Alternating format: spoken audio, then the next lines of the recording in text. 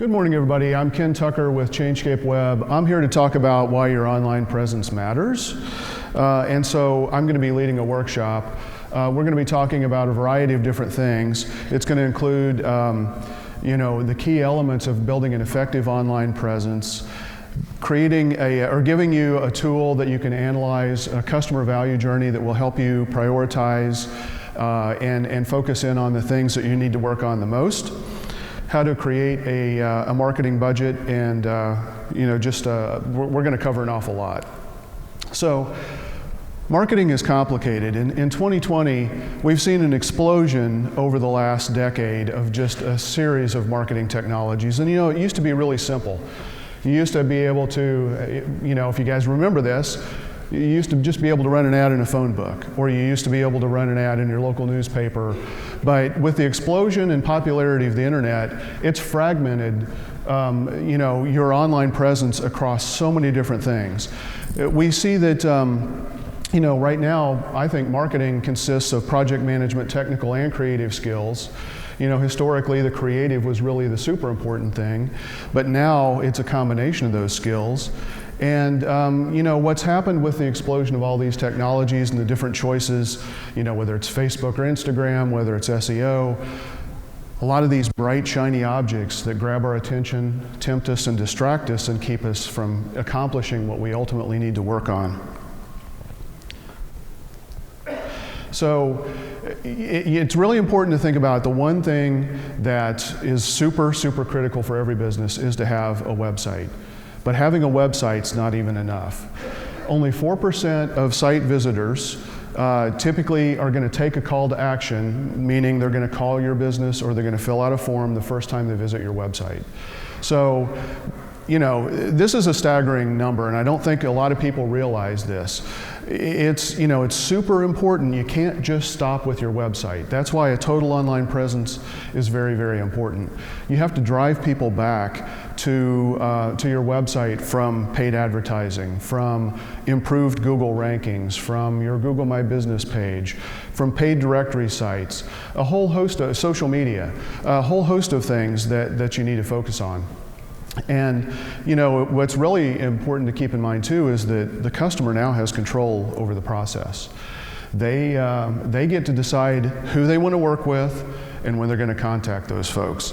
So your goal in building an effective online presence is to be pervasive throughout their journey as they're looking around for that right company that they want to do business with.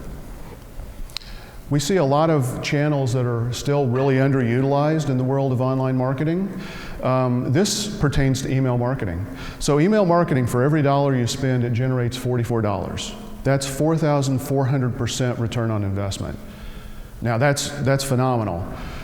Most businesses have moved away from email marketing. They're thinking that social media is the next silver bullet. It could be Instagram, it could be Facebook, it could be a variety of different things. But email marketing, when it comes to actual generating sales, continues to be one of the most powerful tools that's out there, and I think it's really underutilized. And oh, by the way, email marketing is one of these things that keeps driving people back to your website to get them to take that call to action, and eventually they're going to contact your business. Another area that we see still, I think, seriously underutilized is online reviews. Even though they sway buying behaviors as much as friends or family and referrals from friends and family. It's really important, especially Google reviews, super, super critical. There are other review sites that you shouldn't ignore, but Google reviews are king because that's going to help you with the Google Map result.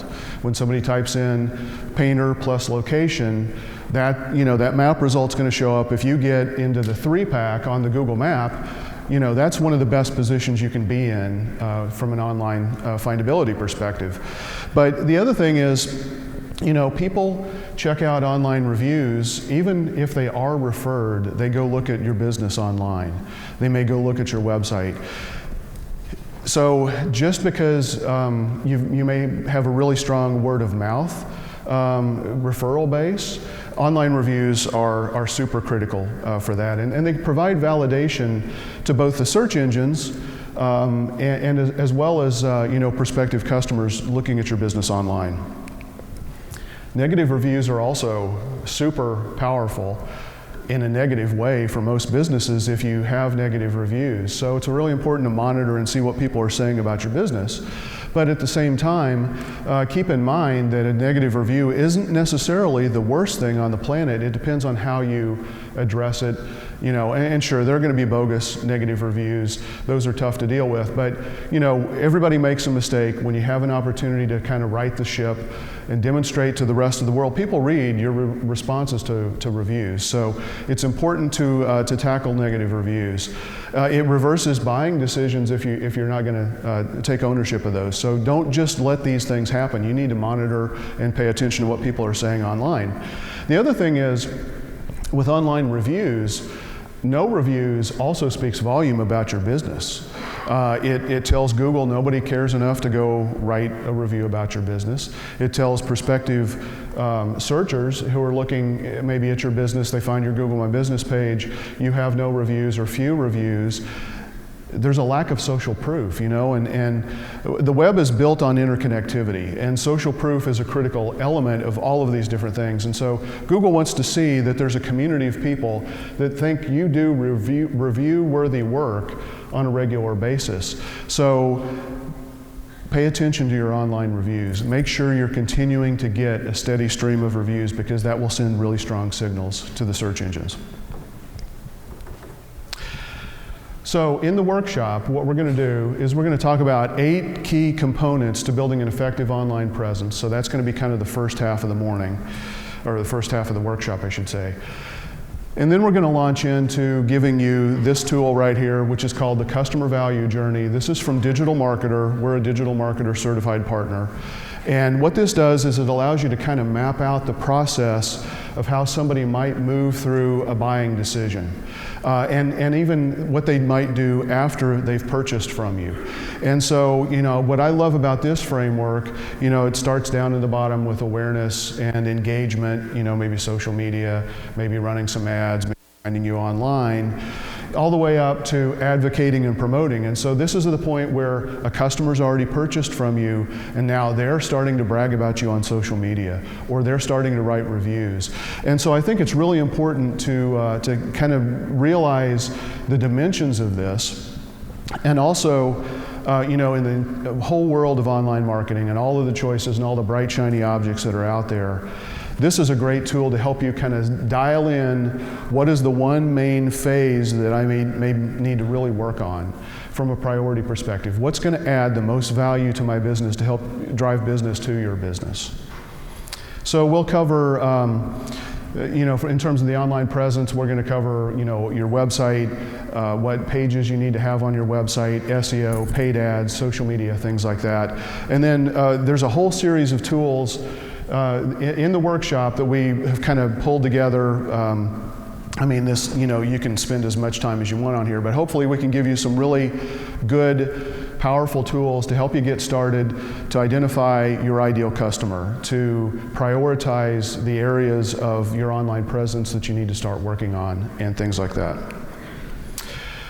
We also want to teach you and show you how to stop doing this, which is paying to generate leads to a lead-leaking website and a poor conversion process. If you're going to spend money to try to get more people to visit your website, the last thing you want to do is have them fall through the cracks, or maybe even go to your competitors, because you maybe help to educate them about a need that they may have, but your website wasn't designed in such a way, or you didn't have the online reviews to support it, and so you drive people maybe to a competitor inadvertently. So we're gonna talk about maybe how you can stop doing that. So that's all I had. Thank you.